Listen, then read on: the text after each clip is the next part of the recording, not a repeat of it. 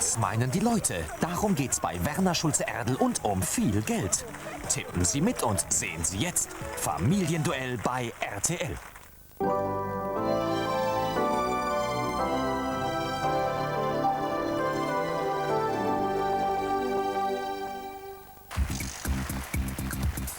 Hallo, grüß Gott und herzlich willkommen beim Familienduell. Mit unseren Champions aus Herbstein, Familie Steil, Petra, Hans-Peter, Knut, Dirk und Beate.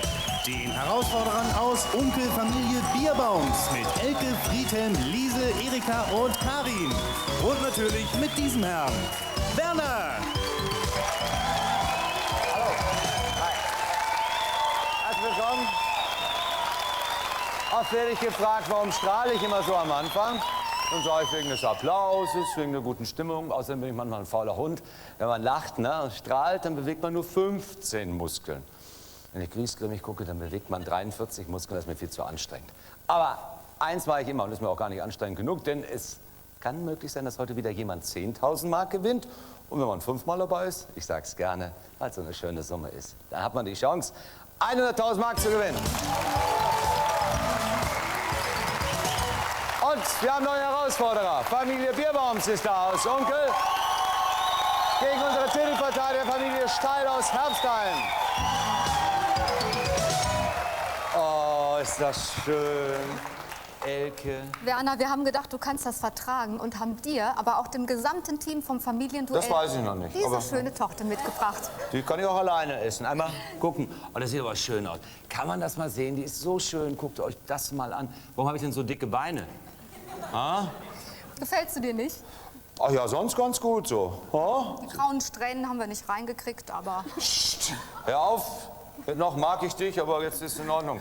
Sieht gut aus. Also lasst das schön hier stehen. Das räumen wir gleich ab, wird kühl gestellt. Ich gebe dem Team ausnahmsweise was ab. Ja, ihr könnt auch noch was erfahren. Geliebte Elke. Ja. Hübsch sieht sie aus, das ist schon mal ganz wichtig. Bist du schon verheiratet? Ja. Schade. Dann stell uns mal erst dein Team vor, deine Familie. Mein Bruder Friedhelm, meine Tante Liese, meine Schwibschwägerin Erika und meine Cousine Karin. Familie Bierbaums aus Onkel. Und die kennen wir schon, 10.401 haben sie gewonnen. Meine kleine Hexe, so wird sie in der Familie bezeichnet. Die Petra hat mir schon aus der Hand gelesen, läuft alles ganz in Ordnung. Und würdest du gerne mal so eine Fernsehshow moderieren? Ja, wahnsinnig gerne. Was Vor denn für allen eine? Dingen wahnsinnig gerne das Frühstücksfernsehen. Oh, da Eine der musst du faszinierendsten Sendungen für mich. Ja, habe ich ja auch schon machen dürfen. Ja, ich Das ist weiß. interessant, da muss man was über Pickel wissen, über Erbsensuppen, Politiker muss man sich auskennen. Ja. Und dann kann man die auch mal beschimpfen, das ist ganz schön. Ja, doch, Aber man fantastisch. muss so früh aufstehen, ist grässlich. Wenn man es nicht gerne macht. Ne? Nee, du machst das gerne. Jetzt machen wir uns aber auch was Schönes, stell uns deine Familie vor. Okay, mein Mann Peter, mein Cousin Knut, mein Bruder Dirk und meine Schwägerin Beate. Unsere Titelverteidiger, Familie Steil. Und wir geben Vollgas. Alles fertig zum Duell. Startfrei zur Runde 1. Und zum Schlagabtausch hier. Die Elke und die Petra und der Werner. Und ihr solltet in dieser ersten Runde die 6 häufigsten Antworten finden. Eine Hand auf den Rücken, das ist mein Kommando, eine Hand daneben legen. Mich aussprechen lassen. 100 Leute haben mir gefragt, nennen Sie eine deutsche Stadt, die viele ausländische Touristen besuchen. Elke. München. Elke sagt München. Top-Antwort, spielt gleich weiter. Friedhelm war der Künstler, der diese Torte mir überreicht hat, gell? Bist du richtig Konditormeister? Ich bin Ich Konditormeister. habe gehört, du hast doch schon viele Preise gewonnen. Habe ich auch gemacht, ja. Aber irgendwie bin ich skeptisch, weil du hast gar keinen Bauch. Man muss doch mal auch das essen, oder? Muss man den haben? Ja, wenn man solche Torten, wo schön Marzipan und Zucker dran ist, probierst du die nicht? Doch, ja, klar. Die werden nach meinem Geschmack hergestellt. Dann hast du einen ganz guten Geschmack. Also wie sie aussieht, die musst du ja noch probieren. Ja, so eine halbe Portion du und kann Torten essen. Ich schon zuschaue nämlich schon zu. Danke. 100 Leute haben wir gefragt. Nennen Sie eine deutsche Stadt, die viele ausländische Touristen besuchen. Heidelberg. Friedhelm sagt, ach, Heidelberg. Ist dabei. Liesel, was meinst du? Ich sage Berlin. Liesel sagt Berlin. Auch dabei. Erika. Frankfurt. Erika meint Frankfurt? Nee. Karin. Ich meine Köln. Ah, macht schon jemand. Mein geliebtes Kalle. Auch dabei. Und dann sind wir wieder vorne. Rothenburg ob der Tauber. Oh, macht die schwer. Bin mal mit einer Maschine geflogen, die hieß so. Rothenburg ob der Tauber. Schöne Start. Achtung, für euch gleich die Chance, mit nur einer richtigen Antwort die bisher erzielten Punkte zu stehlen. Mein Konditormeister, der Schlanke, darf noch. Hamburg. Friedhelm sagt Hamburg. Eins fehlt noch. Eins fehlt noch. Liese.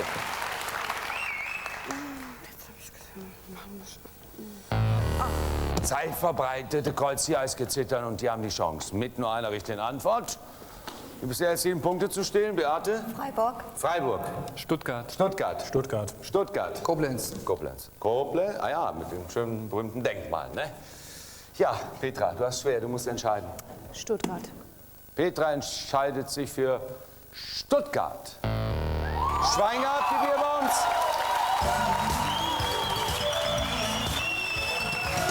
Die Punkte bleiben bei euch, aber eins fehlt noch. Schauen wir an die 6. Stelle. Düsseldorf. Fertig zum Duell, Start zur Runde 2. Und zum Schlagabtausch hier. Der Friedhelm, der Hans-Peter. Und ihr solltet in dieser Runde die 5 häufigsten Antworten finden. Mein Kommando ist ausgeführt worden, lasst mich auch noch aussprechen, denn wir haben wie immer 100 Leute gefragt, nennen Sie eine Sportart, die durch Wind beeinflusst wird. Gleichzeitig, doch, er war schneller. Friedhelm. Segeln. Friedhelm sagt Segeln. Stopp-Antwort, Spiegelei weiter. Schöne Frisur hat sie. Frau Friseurmeisterin. Die Farbe ist wieder in. Nicht ganz echt, aber das ist im Friseurstudio ja wichtig, dass es nicht echt ist. Nee, ne? Du kommst ja viel mit Leuten zusammen, da muss man sich auch manches dumme Zeug anhören lassen, ist ja klar. Gibt es dann auch so weiter, man liest alle Zeitungen mit Herz. Wie beim Schulmeister, ne? Ja, muss ich das auch anhören lassen. Du reimst so gerne, so Gedichte und so. Ja. Ja, so kannst du einen aus dem Stegreif, so ein ganz kurzes. So. Ja, so ein kurzes. Familienduell? Ja, Familienduell. Achtung, fertig, Liesel. Ja, lieber Werner, schau uns an. 4 Mädels und ein flotter Mann. Die haben Spaß, die wollen heute ran. Ein bisschen zittern uns die Knie, trotzdem, jetzt oder nie. Jawohl. Liesel, 100 Leute haben wir gefragt, nennen Sie eine Sportart, die durch Wind beeinflusst wird. Surfen. Liesel sagt Surfen. Jo, auch dabei. Erika. Wasserski. Erika sagt Wasserski. Erste Kreuz, Karin. Ich muss auch passen. Karin sagt freiwillig. Achtung, zweite Kreuz, für euch gleich die Chance, mit nur einer richtigen Antwort die bisher erzielten Punkte zu stehen. Bin wieder vorne. Elke darf noch. Paragliding. Oh, die macht's schwer, aber es hört sich schön an, ne? Paragliding. Zittern hier, die Chance, mit nur einer richtigen Antwort die bisher erzielten Punkte zu stehen. Beate. Drachenfliegen. Drachenfliegen. Fallschirmspringen. Fallschirmspringen. Drachenfliegen. Drachenfliegen. Drachenfliegen. Gut. Die Chefin, die Sprecherin, Petra, deine Entscheidung zählt. Drachenfliegen. Petra entscheidet sich fürs Drachenfliegen. Diese Punkte gehen auf das Konto der Familie Steil. Ihr helft mir mal wieder, damit die Leute auch sehen und hören, was ihr gut drauf seid, wie an 5. Stelle, das fehlt noch, Laufen und an 4. Stelle Tennis. Ja, kann sein. So, nach 2 Runden, 70 Punkte unsere Titelverteidiger und bereits 82 Punkte unser Herausforderer. Hat doch nichts zu sagen, jetzt spielen wir in der 3. Runde doppelte Punktzahl. Startfrei zur Runde 3. Und zum Schlagabtausch hier. Die Liesel, der Knut. Und ihr solltet in dieser Runde die 4 häufigsten Antworten finden. Puh, eine Hand auf den Rücken, haben sie alles gemacht. Wir haben 100 Leute gefragt, nennen Sie etwas, das man auf einer Fähre sehen kann. Morgen ist schon vorbei. Eine Insel. Liesel. Eine Insel. Liesel sagt eine Insel. Oh, was man auf einer Fähre sehen kann. Knut macht es sich einfacher, aber ist logisch. Wasser. Ja, sagen die Leute auch. Herr Fahrer, ich bin wieder da. Nett, endlich mal so einen lockeren Fahrer zu sehen. Ist ja wahnsinnig. Das könnte man meinen, so als Fahrer will man immer ziemlich nah bei Gott sein, weil man so gefährliche Sportarten ausübt wie du. Tanzen in der Disco ist ja auch nicht ganz ungefährlich. Und Freeclimbing machst du, ne? Das habe ich jetzt angefangen mit einem Freund zusammen und das macht auch Spaß. Gehst du so an die Wand so? Ja, an die Wand. Hast du schon Blasen? Es geht, ein paar kleine Spielen. Ja gut, das kann sein. Aber hängst du dich richtig so an die Wand und kletterst du so? Ja, schön ist es natürlich, wenn man aus den Beinen klettert. Aus den Händen ist eigentlich dann eigentlich nur mehr zum Halten. Also wie man beim Cliffhanger, wenn man das sieht, dass er nur alles aus den Armen klettert, das ist eigentlich nicht das Übliche. Oh ja, das Nicht so doll, gell? Nee, das ist toll. Dann könnte ich das auch lernen. Free Climbing. Nennen Sie etwas, das man auf einer Fähre sehen Natürlich Möwen. kann. Dirk sagt natürlich Möwen. Ja, sind dabei. Beate. Autos. Beate sagt, auf einer Fähre sehen kann, Autos. Top Antwort. Ja, darum heißt es ja so. Ja, jetzt fehlt uns eins, Petra. Das Ufer. Peter ist lieber am rettenden Ufer. Erste Kreuz. Hans-Peter. Ein Fährmann. Ein Fährmann. Er meint ein Fährmann. Menschen sind ja auch Fährmänner, also bleiben die Punkte bei euch. Bei der Familie Steil aus Herbstheim. So, wollen nichts aufklären. Nochmal uns schnell die Punkte angucken. Noch 3 Runden. Unsere Herausforderer Familie Bierbaums hat 82 Punkte. Und die Titelverteidiger Familie Steil bereits 244 Punkte. Hat aber noch nichts zu sagen. Geht gleich um die dreifache Punktzahl in der letzten Runde. Vorher noch ein Hinweis, wer mal hier bei der guten Stimmung live dabei sein möchte. Ich gebe ihm auch die Hand. Ja? Ruft jetzt folgende Telefonnummer an. 022 33. Wie gesagt, als Zuschauertelefon 64 031. Und jetzt fällt die Entscheidung im Familienduell mit Werner. Jawohl! Oh, erstmal einen Applaus verklingen lassen. Tut ja gut. Bevor wir in die 4. Runde einsteigen, die entscheidende Runde, wo es ja um die dreifache Punktzahl geht, schauen wir uns mal die Punkte an. Ermuntern ein bisschen unsere Familie. Ne? 82 Punkte überhaupt mit der Herausfordererfamilie Bierbaums aus Unkel. Und bereits 244 Punkte die Titelverteidiger Familie Steil aus Herbstheim. Hat doch nichts zu sagen. Jetzt in der letzten Runde geht es um die dreifache Punktzahl. Also, Achtung, fertig, los. Alles fertig. Zur letzten entscheidenden Runde dann. Startfrei. Auf geht's. Und zum Schlagabtausch hier. Die Erika, der Dirk. Und ihr solltet in dieser Runde die 3 häufigsten Antworten nur noch finden.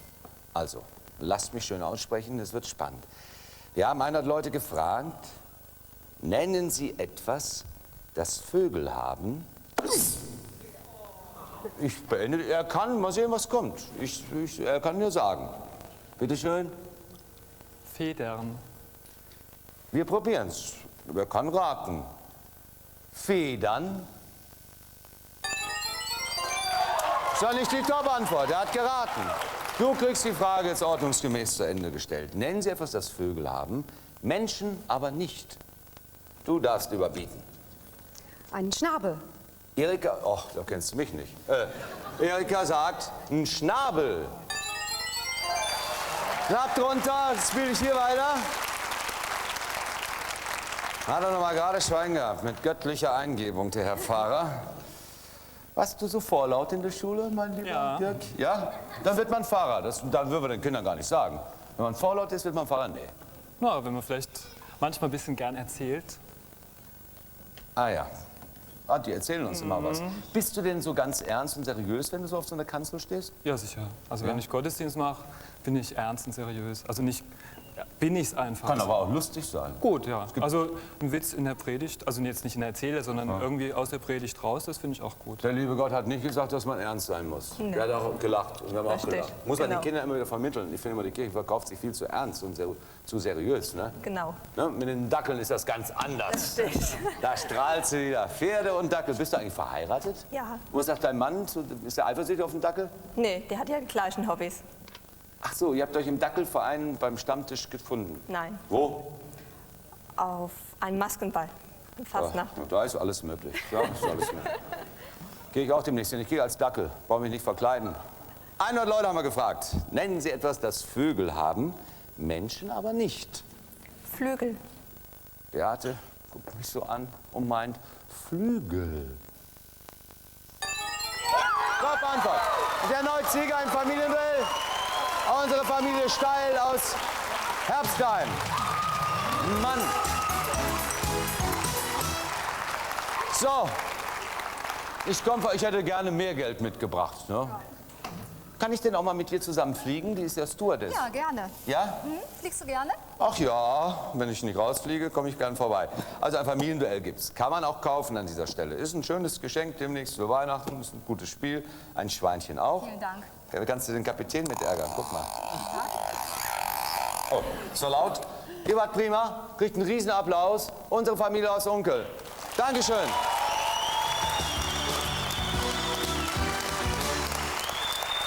Ja, ihr seid erneut im Finale, 3. Mal. Wer spielt mit mir?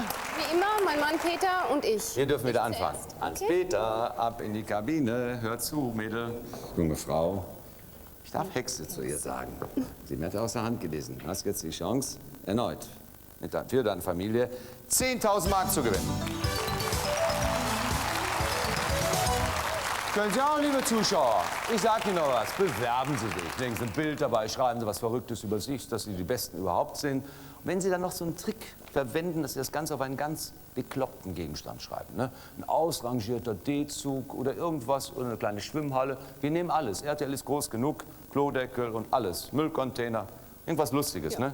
Nur keine gebrauchten Höschen. Also alles schicken, die Adresse draufstellen, schreiben und das Ganze abschicken an folgende Adresse. RTL Familienduell in 50 570 Köln. Zum 3. Mal dabei Familie Steil aus Herbstheim vertreten durch Petra und Hans-Peter, die mal geschaulich abgeschlossen haben.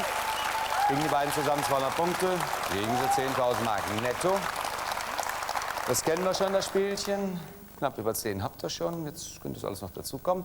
Du hast gleich nur 20 Sekunden Zeit. Ja. Aber die Uhr läuft erst los, wenn ich die erste Frage in Ruhe zu Ende gespielt habe. Viel Glück. Wir haben 100 Leute gefragt, nennen Sie einen Mann aus Realität oder Fiktion mit langen Haaren. Robinson. Etwas Salziges. Salzstangen. Einen Schädling. Ameise. Etwas, das man in einem Stall sehen kann. Kühe. Eine Gelegenheit, zu der man Geschenke erwartet. Geburtstag. Das war schon. Waren gute Sachen dabei. Eins war, glaube ich, falsch. Wer im Biologieunterricht aufgepasst hat, wird das gleich merken, aber ist egal. Vielleicht haben von den 100 befragten Leuten auch ein paar nicht aufgepasst und waren ihrer Meinung. Das werden wir jetzt gleich feststellen.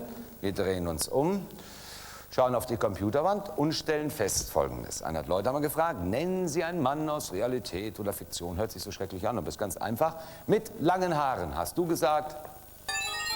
Robinson. Sagten auch 3 Leute, na immerhin, fängt schüchtern an. Etwas Salziges wollten wir von dir wissen, da hast du gesagt. Salzstangen. Sagten auch 19 Leute, sind schon 22. Einen Schädling wollten wir wissen, hast du gesagt. Sind doch Nützlinge, Mensch, Nützlinge.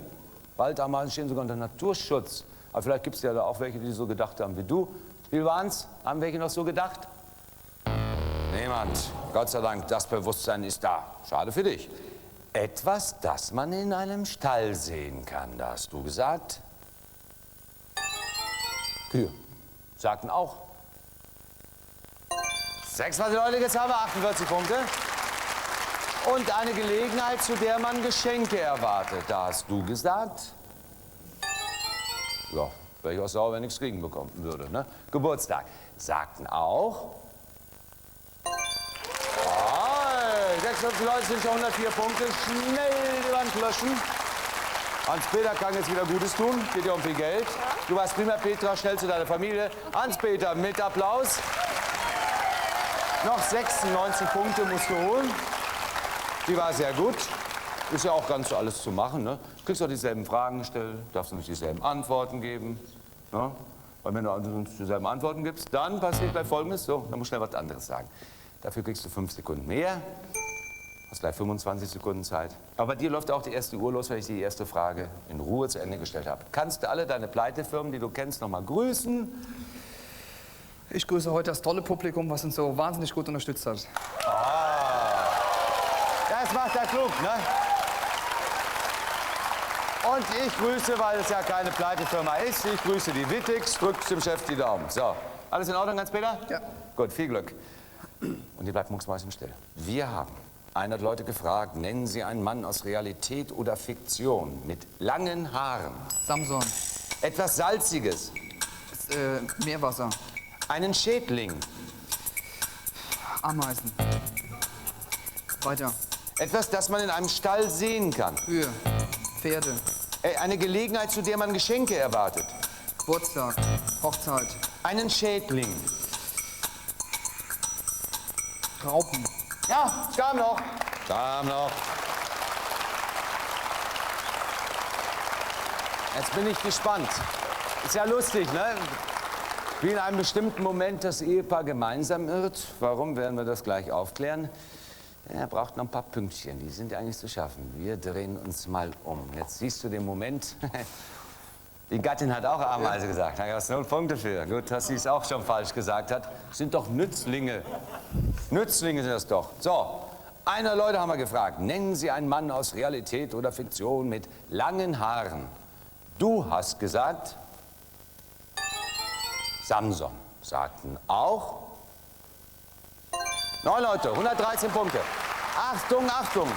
Top, super top Antwort, Jesus. Etwas Salziges, da hast du gesagt. Meerwasser. Sagten auch 18 Leute, ja? 31. Top Antwort, Salzheringe.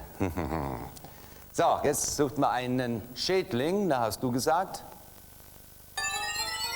Raupen. Sagten auch 7 Leute, langsam fummelt sich. Top-Antwort, oh, eine riesen Top-Antwort, Blattläuse. Ja. Etwas, das man in einem Stall sehen kann, hast du gesagt. Pferde. Ja, kann man dort sehen. Sagten auch 20 Leute, 758 Punkte. Nur noch 42 Punkte. Top-Antwort waren schon Tür, es wäre noch zu packen sein. Eine Gelegenheit, zu der man Geschenke erwartet, hast du gesagt. Hochzeit. 42 Punkte brauchen wir. Sagten auch. Oh, Geburtstag war schon die Top-Antwort. Schade, hat heute nicht geklappt, aber wir sehen sie wieder. Ja, haben wir schon einmal zugeschlagen, haben auch noch einen 4. Versuch. Bis dann, zum nächsten Familienwelt. Tschüss. Das Thema heute bei Ilona Christen. Für die UNO im Einsatz. Angehörige deutscher Soldaten berichten. Um 15 Uhr bei RTL.